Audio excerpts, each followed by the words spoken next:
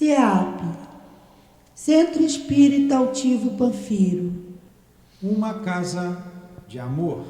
Bom dia aos nossos ouvintes, que Jesus abençoe a nossa manhã de estudos. Vamos hoje estudar o livro Céu e Inferno. Estamos no capítulo 8, As penas futuras segundo o Espiritismo.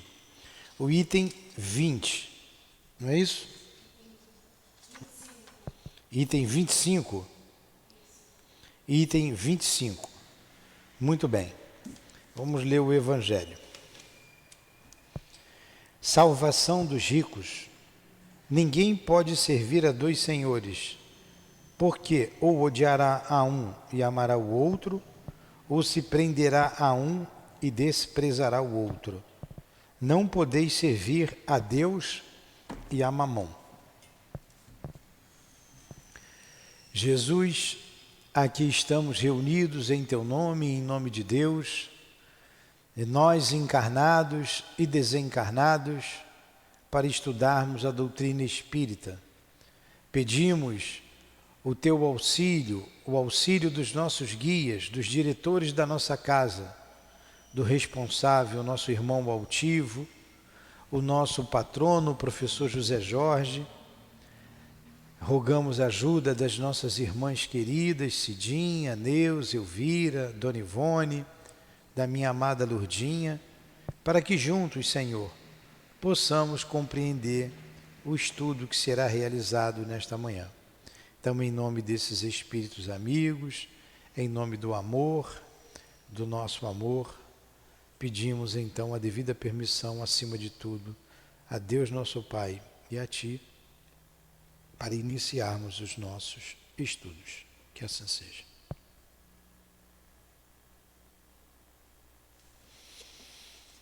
Então vamos lá. Nós estamos estudando o capítulo 8 do livro Céu e Inferno, as penas futuras segundo o Espiritismo. E dentro desse capítulo 8, o Código Penal da vida futura. Então nós estamos no item número 25.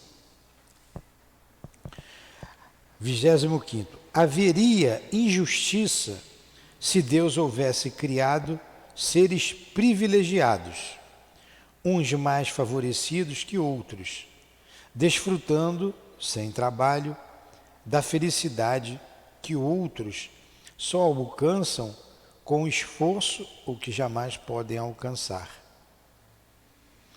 Pode, porém, onde sua justiça aparece de forma evidente, é na igualdade absoluta que preside a criação de todos os espíritos. Todos têm o mesmo ponto de partida. Nenhum que seja, em sua formação, melhor dotado que outros. Não há nenhum cuja marcha ascensional, por exceção, seja facilitada. Aqueles que chegaram ao objetivo passaram como os outros pela fieira das provas e da inferioridade. Então, nesse 25º item do Código Penal da vida futura,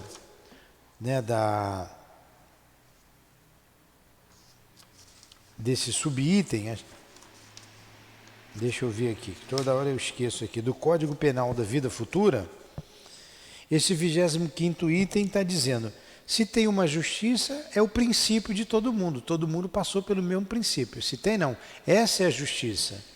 E a diferença, a nossa diferença é o caminho andado, as virtudes adquiridas.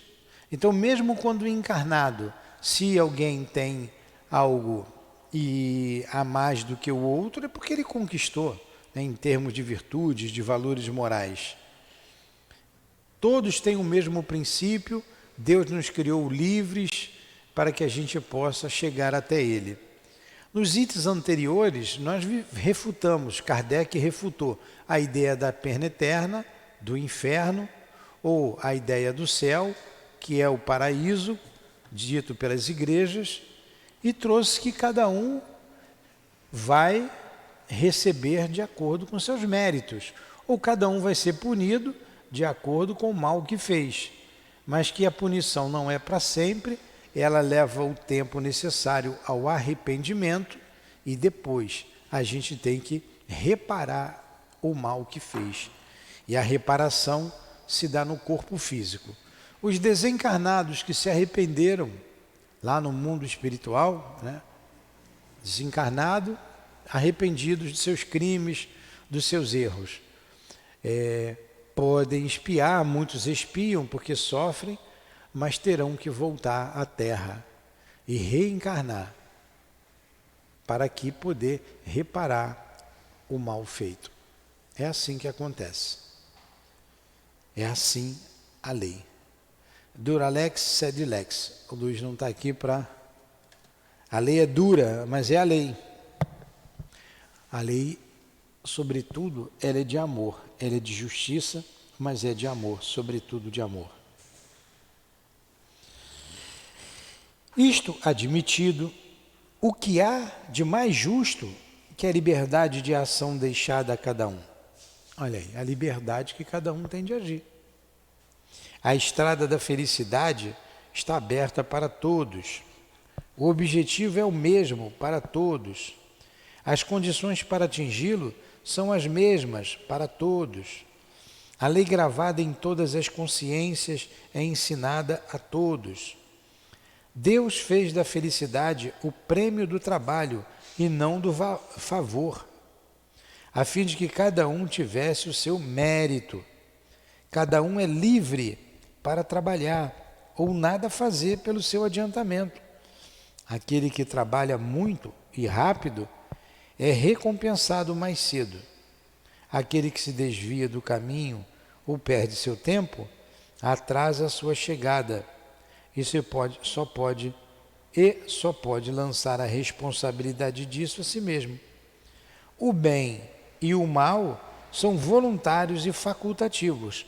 O homem, sendo livre, não é fatalmente empurrado nem em direção a um, nem em direção a outro. Olha que coisa bonita, né? A liberdade que Deus nos dá das escolhas. A gente é livre. Ninguém é fatalmente empurrado numa direção ou em outra. A gente que escolhe. Quando a escolha é equivocada, a gente aprende com o erro, porque a gente sofre. Apesar das diversidades dos gêneros e dos graus de sofrimentos dos espíritos imperfeitos, o Código Penal da vida futura pode se resumir nesses 3 princípios. Aqui a gente termina esse capítulo, né? Esse capítulo 8 aqui. Então ele está dizendo que podemos resumir a vida futura, o Código Penal da vida futura, em 3 princípios importantes. Primeiro deles, o sofrimento está ligado à imperfeição. Então Deus não age por arbítrio, gosta mais desse ou gosta mais daquele, não. A lei está gravada na nossa consciência. A gente sabe o que faz de errado e a gente vai sofrer a consequência da nossa imperfeição. Então, o sofrimento está ligado à imperfeição. Aí ele diz: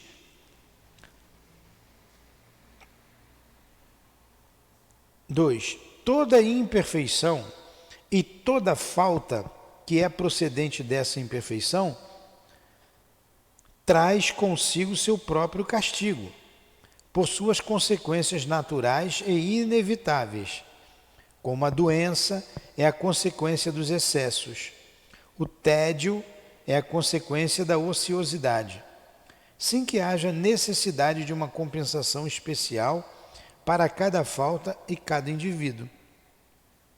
Então, olha lá, o sofrimento está ligado à imperfeição, e dessa imperfeição a gente vai sofrer as consequências da nossa falta. E em terceiro lugar, ele diz que todo homem, podendo se desfazer das suas imperfeições, por efeito da sua vontade, pode se poupar dos males que são consequências dessas imperfeições e assegurar a sua felicidade futura. Então, a hora que a gente quiser deixar de ser imperfeito, deixar de fazer o mal, a gente vai parar de sofrer.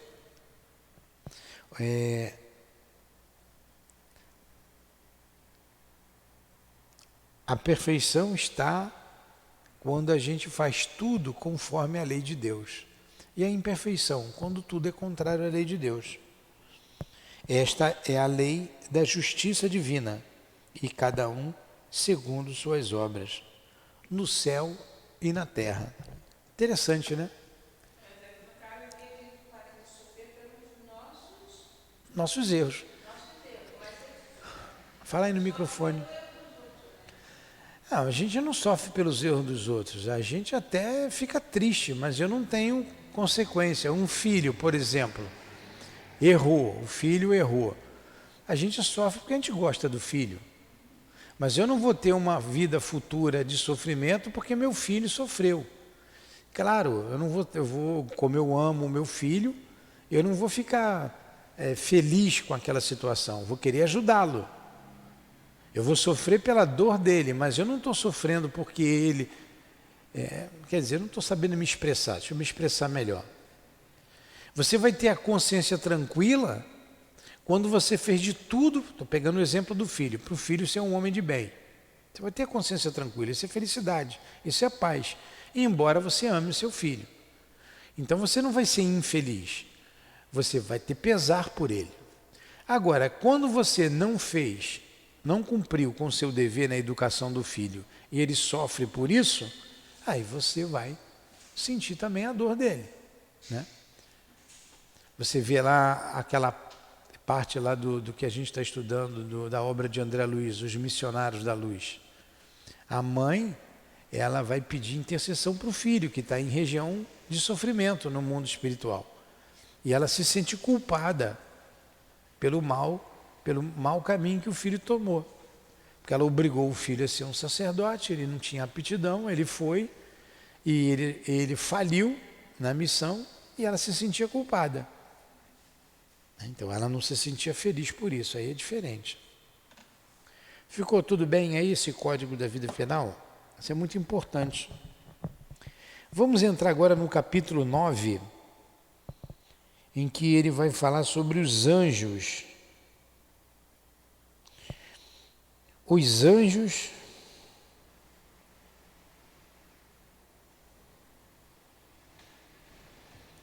segundo a igreja, refutação. Então, os anjos segundo a igreja, refutação. O que é refutar? Refutar é você contradizer aquela ideia. Você vai dar um argumento contra, é o contraditório, né? A refutação é o contraditório. Os anjos segundo o Espiritismo. Então, quem são os anjos segundo a igreja? Quem são os anjos segundo o Espiritismo? Então, há uma grande diferença. Ele vai refutar a ideia de anjo que a igreja traz. É isso que ele está dizendo aqui. Então, vamos lá. Número 1. Todas as religiões, sob diversos nomes, tiveram anjos. Quer dizer, seres superiores à humanidade, intermediários entre Deus e os homens. O materialismo, negando qualquer existência espiritual fora da vida orgânica, naturalmente colocou os anjos entre as ficções e as alegorias. A crença nos anjos faz parte essencial dos dogmas da Igreja. É assim que ela os define. Então, essa definição que ele vai dar aqui agora foi extraído de um resumo da pastoral do Monsenhor Goussot, que era um cardeal arcebispo de Reims. Então vamos lá. Nós cremos, aí segundo a igreja, né? Firmemente, diz um concílio geral e ecumênico. Foi no concílio de Latrão esse. Que só há um Deus verdadeiro, eterno e infinito. Isso é verdade, né? Então isso aí é verdadeiro. Então esse concílio de Latrão está dizendo que só há um Deus, eterno e infinito, que no começo dos tempos, tirou conjuntamente do nada, aí começa a complicar, né? Uma e outra criatura. Aqui já não é a ideia que a gente tem da criação, mas vamos lá. A espiritual e a corporal, a angélica e a mundana. E em seguida formou como intermediária entre as duas a natureza humana, composta de corpo e espírito. Então olha o que diz esse concílio de Latrão. Que Deus tirou do nada uma criatura e outra, conjuntamente. A criatura espiritual e a criatura corporal. A criatura angélica e a criatura mundana. Quer dizer, a espiritual é a angélica, a corporal é a mundana. E em seguida formou como intermediária entre as duas uma natureza humana, composta de corpo e espírito. Tal é, segundo a fé, o plano divino na obra da criação, plano majestoso e completo, como convinha a sabedoria eterna. Assim concebido, ele oferece aos nossos pensamentos o ser em todos os graus e em todas as condições. Na esfera mais elevada, aparecem a existência e a vida puramente espirituais. Na última classe, a existência e a vida puramente materiais. E no meio, que as espera, uma maravilhosa união de duas substâncias, uma vida comum ao mesmo tempo ao espírito inteligente e ao corpo organizado. Então, olha só, ele está dizendo que Deus criou os anjos, na esfera mais elevada são os anjos, que são puramente espirituais. Criou numa outra classe os puramente materiais, que devem ser os demônios. Ela não colocou aqui, mas é. E no meio, a gente. Então, são três criações distintas. As puramente espirituais, as puramente materiais e a nossa. Nós estamos no meio. Essa é a teoria da igreja lá, que esse arcebispo trouxe. Então, continuamos com a teoria deles.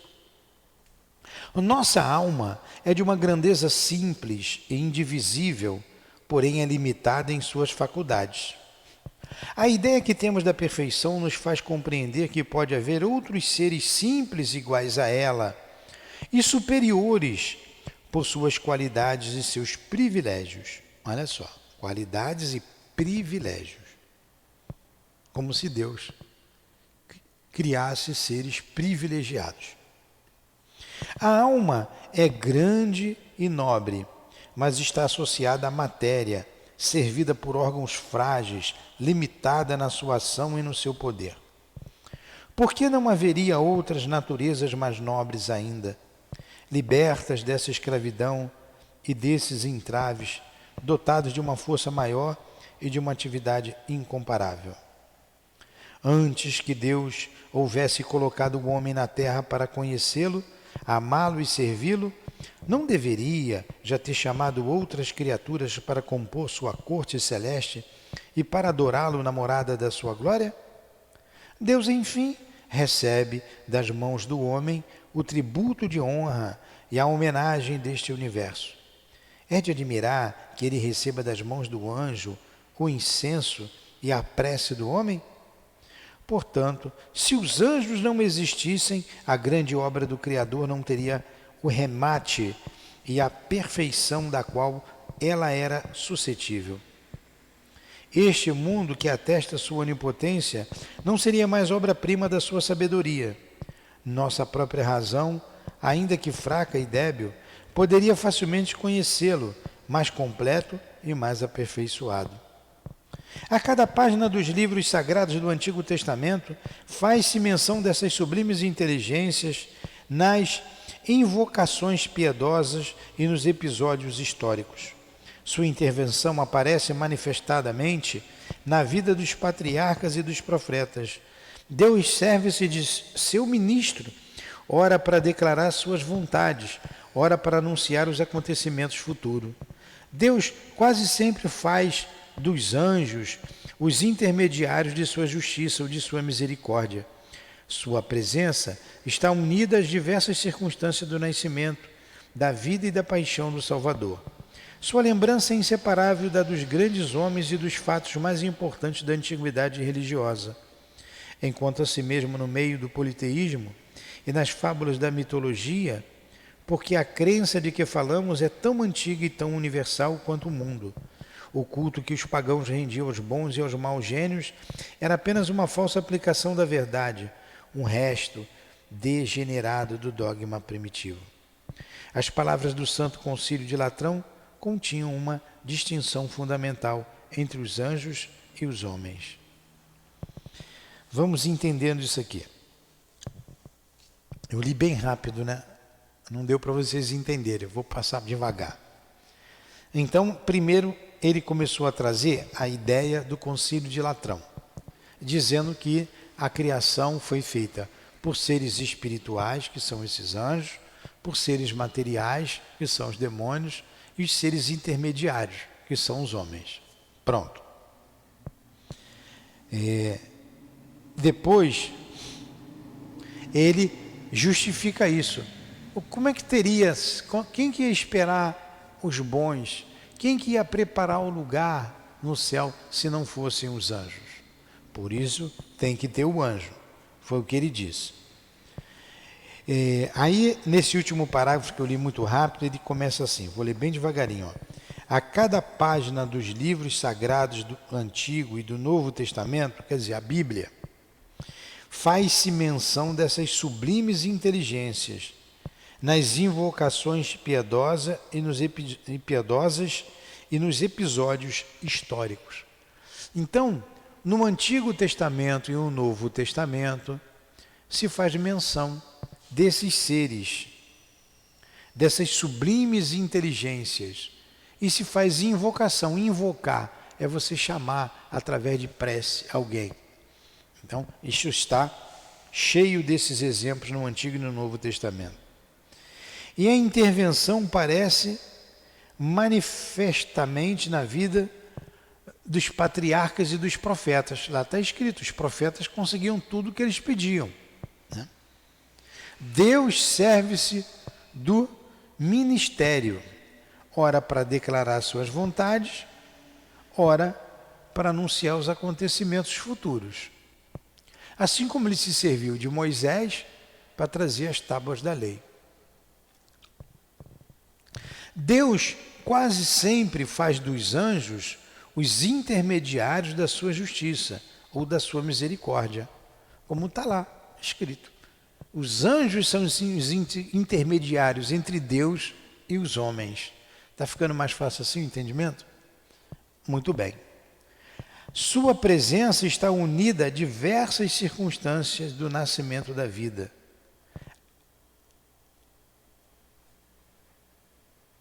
Sua presença está unida a diversas circunstâncias do nascimento, da vida e da paixão do Salvador.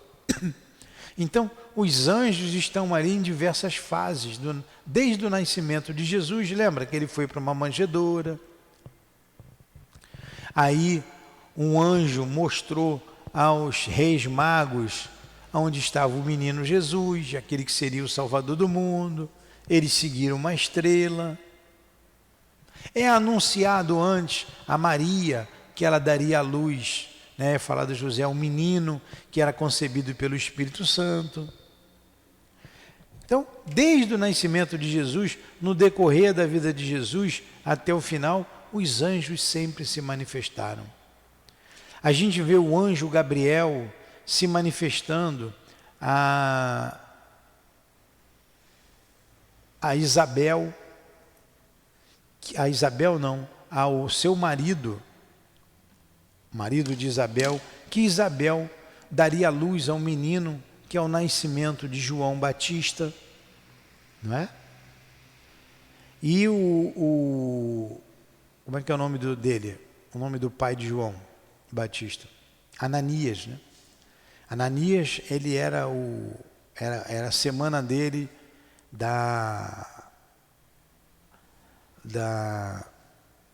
eles tinham lá um ritual no templo de limpeza, não sei como está escrito lá, era o dia dele, era a semana dele, aquela semana dele de ser o encarregado dos trabalhos do templo. Então era o sacerdote que entrava, e lá o anjo Gabriel revelou que Maria, sua esposa, Isabel, sua esposa, daria luz a um menino, e que ele teria que dar o nome a esse menino de João. E Ananias pergunta, como é que pode? A minha mulher já está velha, com idade, como é que ela pode ter filho? Aí o anjo diz, você não está acreditando, então você vai ficar mudo, até o teu filho nascer. E quando ele nascer, você vai dar o nome dele de João. Então a revelação aí foi rica no Novo Testamento, falando do anjo, o anjo Gabriel, por exemplo.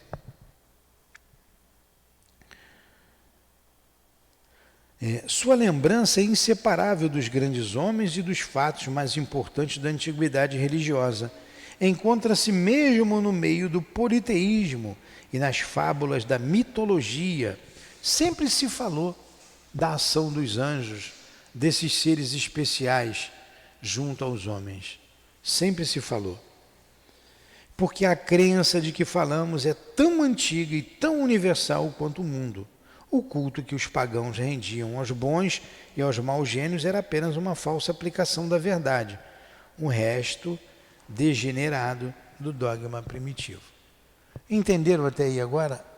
Ponto. Então primeiro ele falou aquilo tudo e agora ele falou o que está escrito ali.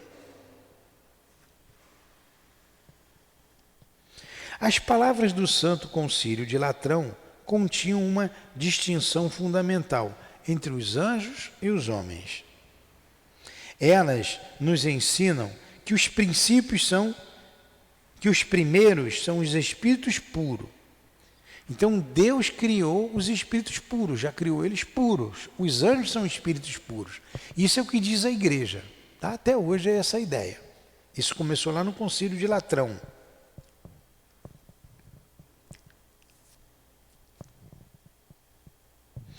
Enquanto que os segundos, que são nós, os homens, fomos criados de um corpo e de uma alma.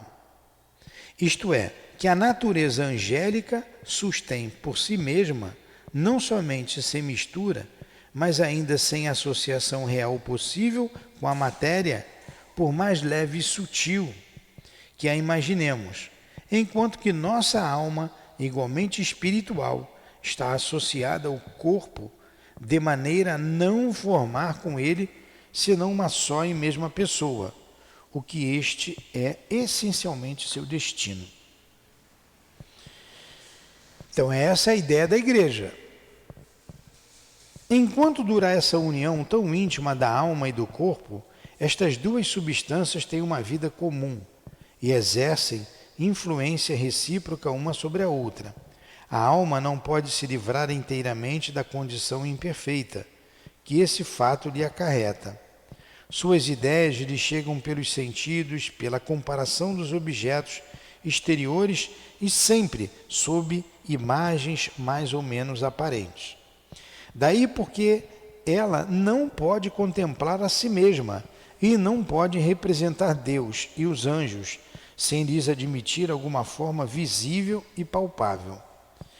Eis porque os anjos, para se fazerem visíveis aos santos e aos profetas, devem ter recorrido a formas corporais.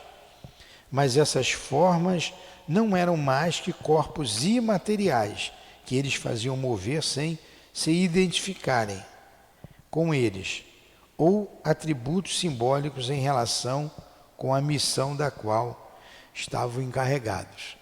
O que ele está dizendo aqui? Ele está dizendo que nós temos uma natureza espiritual e uma natureza moral, mas a alma ela não pode se manifestar por si mesma, sem o corpo.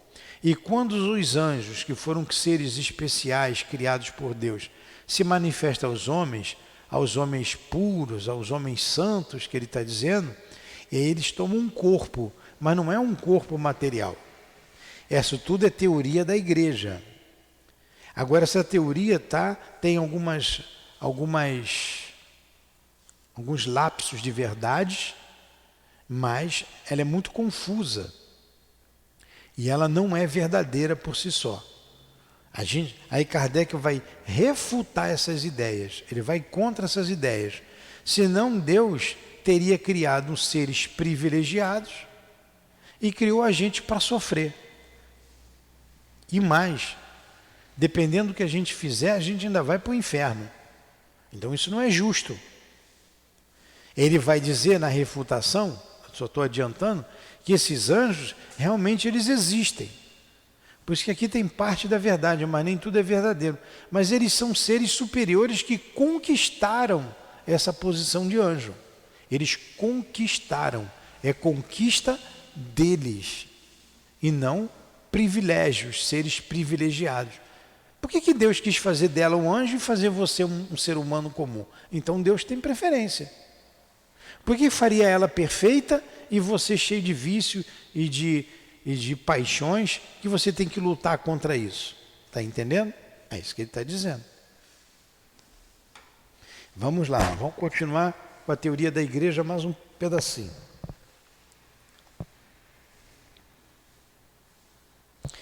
Seu ser e seus movimentos não estão localizados e circunscritos em um ponto fixo e limitado do espaço, não estando ligados a nenhum corpo, não podem ser retidos e limitados por outros corpos, como nós somos. Eles não ocupam nenhum lugar e não preenchem nenhum espaço vazio, isso os anjos. Porém, assim como nossa alma está toda inteira em nosso corpo e em cada uma das suas partes, eles também estão inteiramente, quase que simultaneamente, sobre todos os pontos e em todas as partes do mundo. Mais rápidos que o pensamento, eles podem estar por toda parte num abrir e fechar de olhos, e ali atuarem por si mesmos, sem outros obstáculos às suas intenções, senão a vontade de Deus e a resistência da liberdade humana. Então ele está explicando aqui o que os anjos fazem. A gente está limitado, está no lugar. O anjo não, ele está livre. E ele se movimenta em todos os lugares do mundo, com a rapidez mais rápida do que o pensamento. É a teoria lá do padre, lá do bispo, sobre a questão dos anjos. Vocês estão cansados? Eu vou só terminar isso aqui, porque semana que vem a refutação de todas essas ideias, tá? Então, mais um pedacinho. Ó. Enquanto temos que nos conformar em ver apenas pouco a pouco e em uma certa medida as coisas que estão fora de nós, e as verdades de ordem sobrenatural nos aparecem como enigma e em um espelho, segundo as palavras do apóstolo São Paulo, eles veem sem esforço o que lhes interessa saber e estão em relação imediata com o objetivo do seu pensamento. Seus conhecimentos não são resultado da indução do raciocínio, mas dessa intuição clara e profunda que abrange simultaneamente o gênero e a espécie que eles derivam, os princípios e as consequências que deles decorrem. Interessante, né? Eles estão fazendo do anjo um ser miraculoso. Um ser miraculoso. Que está em toda parte, chega com velocidade maior do que a do pensamento, sabe de tudo o que acontece, por intuição ele já sabe, estão aqui em torno de nós. Vamos parar por aqui, que já deu o nosso tempo? Vamos parar? Sei que falta pouquinho para a refutação. Vocês aguentam mais um pouquinho? 5 minutos? Aguenta? Então vamos lá. A distância das épocas, a diferença dos lugares, a multiplicidade dos objetos não podem produzir nenhuma confusão em seus espíritos. Lugar, coisas, nada confunde os anjos. A essência divina, sendo infinita, é incompreensível. Ela tem mistérios e profundezas que eles não podem penetrar. Então tem coisas que os anjos não podem penetrar, né? Os mistérios de Deus. Os desígnios particulares da providência não lhes são mostrados. Ela, porém, os revela quando, em certas circunstâncias, os encarrega de anunciá-lo aos homens. Então, em certas circunstâncias, quando Deus encarrega esses anjos de falar para os homens, eles mostram parte desses mistérios de Deus.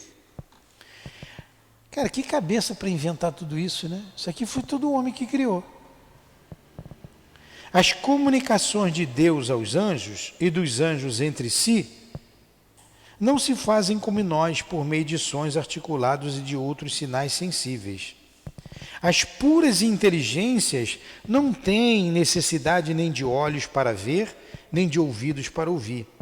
Elas não têm mais os órgãos da voz para manifestar seus pensamentos. Esse intermediário habitual de nossas conversas não lhes é necessário.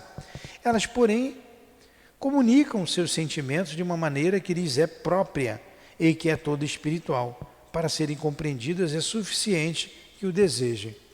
Então, na verdade, aqui está falando uma coisa certa. Os anjos não se comunicam como a gente com a palavra. É tudo pelo pensamento, é tudo, eles se entendem entre si com pensar. Eles olham para você, isso é o próprio mundo espiritual. Eles não articulam a palavra. Tanto os espíritos superiores, como as condições medianas. Os mais atrelados à terra, sim, ainda falam. Então ele está dizendo que os anjos não se compreendem. Não falam usando a palavra articulada. Somente Deus conhece o número de anjos. E tem um número. Tem um número já. Você não vai ser anjo nunca. Só Deus sabe o número de anjos. Este número certamente não poderia ser infinito. E não o é. Mas de acordo com os autores sacros e os santos doutores, ele é bastante considerável e verdadeiramente prodigioso. Se é natural proporcionar o número de habitantes de uma cidade à sua grandeza e à sua extensão, sendo a Terra apenas um átomo em comparação com o firmamento e as imensas regiões do espaço, temos que chegar à conclusão de que o número de habitantes do céu e do ar é muito maior que a dos homens. Olha a conclusão que eles chegam. Se tem um número definido na população da Terra, e ela não vai poder crescer infinitamente, os anjos também é finito, mas só Deus sabe a quantidade de anjos que tem lá. Só Deus sabe, SDS. Os poderes... Não, desculpem. Visto que a majestade dos reis deve seu brilho ao número dos seus súditos, seus oficiais, seus servidores, o que existe de mais próprio para nos dar uma ideia da majestade do rei dos reis, do que essa multidão inumerável de anjos que povoam o céu. A terra, o mar e os abismos, e a dignidade daqueles que se mantêm incessantemente posternados ou de pé diante do seu trono. Então Deus criou os anjos também para ficar adorando. Como um rei tem os seus súditos, Deus tem os seus anjos para servi-lo. Os padres, a igreja e os teólogos geralmente ensinam que os anjos estão distribuídos em 3 grandes hierarquias, ou principados, e cada hierarquia em 3 companhias ou coros. Os da primeira e da mais alta hierarquia são designados em consequência das funções que desempenham no céu. Uns são chamados serafins, porque estão como abrasados diante de Deus pelos ardores da caridade. Outros querubins, porque são um reflexo luminoso da sua sabedoria. E outros tronos, porque proclamam sua grandeza e fizeram resplandecer seu brilho. Então, os padres ainda dividiram os anjos numa hierarquia. Tem 3 tipos de anjos: os querubins, os serafins, os querubins e os tronos, cada um com suas características. Essa é a teoria da igreja, está entendendo? Como que Deus fez um ser especial, os anjos. Os da segunda hierarquia recebem seus nomes das operações que lhes são atribuídas no governo geral do universo, e são as dominações que determinam os anjos de ordem inferiores, suas missões e seus encargos.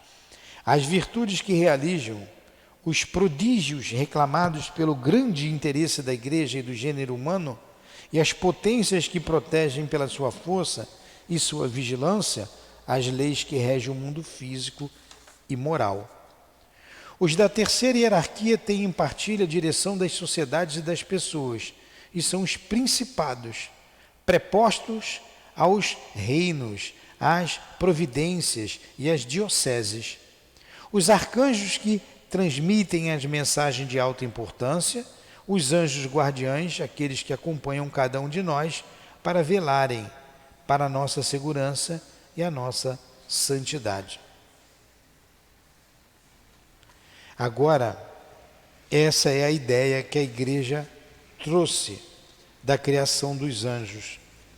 Agora Kardec vai refutar essa ideia. Ele vai dizer, não é bem assim. Aquilo que a gente já adiantou. Os anjos nada mais são do que os espíritos superiores, que alcançaram esse patamar através do seu esforço, dos seus esforços. Não tem privilegiados na criação.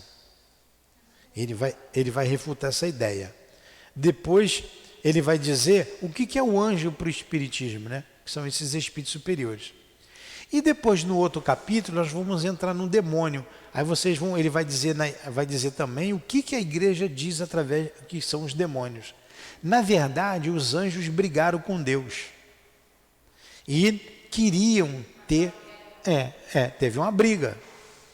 Aí aí tem um anjo muito bonito, o mais bonito dos anjos, Lúcifer.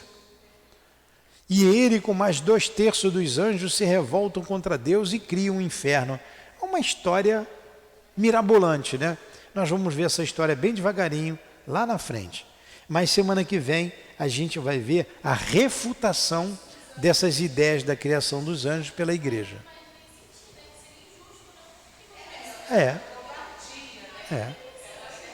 Exatamente. É isso aí. Por isso que a fé tem que ser raciocinada, ela tem que ser lógica. Se as pessoas forem ler como que os demônios foi criado, ninguém vai acreditar. É uma história tão mirabolante quanto é do Chapeuzinho Vermelho e do Lobo Mau. Não dá para acreditar. Mas é o que está escrito lá na igreja, né? Vamos fazer a nossa prece? Gostaram do estudo? Deve ter muito padre aqui, hein? E freira, assistindo, ouvindo, entendendo, estudando, como nós também estamos entendendo, estudando, ouvindo.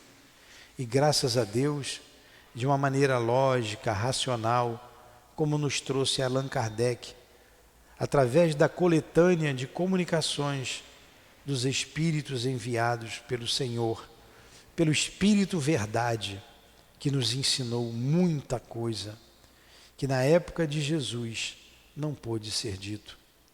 Obrigado, Allan Kardec, obrigado os espíritos amigos, por nos ajudar a crescer como espíritos imortais que somos. Muito obrigado.